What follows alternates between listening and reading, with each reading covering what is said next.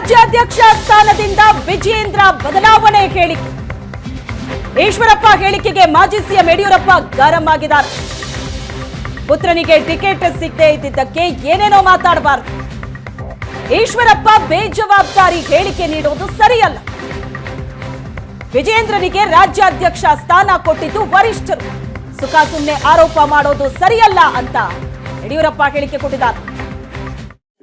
ಅವ್ರ ಮಗನಿಗೆ ಸೀಟ್ ಸಿಗಲಿಲ್ಲ ಅನ್ನೋ ಒಂದೇ ಕಾರಣಕ್ಕೋಸ್ಕರ ನಮ್ಮ ಮೇಲೆ ಆರೋಪ ಮಾಡ್ತಾ ಇದ್ದಾರೆ. ಸರಿಯಲ್ಲ.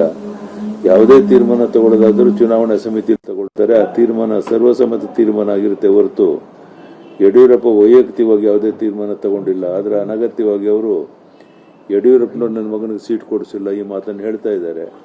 ಬಹುಶಃ ಇನ್ನು 2-3 ದಿವಸದಲ್ಲಿ ಅವರು ಅರ್ಥ ಮಾಡ್ಕೊಂಡು ಸರಿ ಹೋಗ್ತಾರೆ ಅಂತ ಭಾವಿಸಿದ್ರು. ಈಶ್ವರಪ್ಪನವರು ಅವ್ರ ಮಗನಿಗೆ ಸೀಟ್ ಸಿಗಲಿಲ್ಲ ಅನ್ನೋ ಒಂದೇ ಕಾರಣಕ್ಕೋಸ್ಕರ ನಮ್ಮ ಮೇಲೆ ಆರೋಪ ಮಾಡ್ತಾ ಇದ್ದಾರೆ. ಸರಿಯಲ್ಲ. ಯಾವುದೇ ತೀರ್ಮಾನ ತಗೊಳ್ಳೋದಾದ್ರೂ ಚುನಾವಣಾ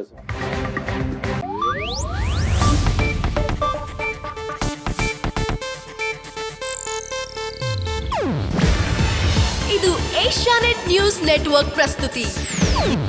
ನೀವು ನೋಡ್ತಿದ್ದೀರಾ ಏಷ್ಯಾನೆಟ್ ಸುವರ್ಣ ನ್ಯೂಸ್.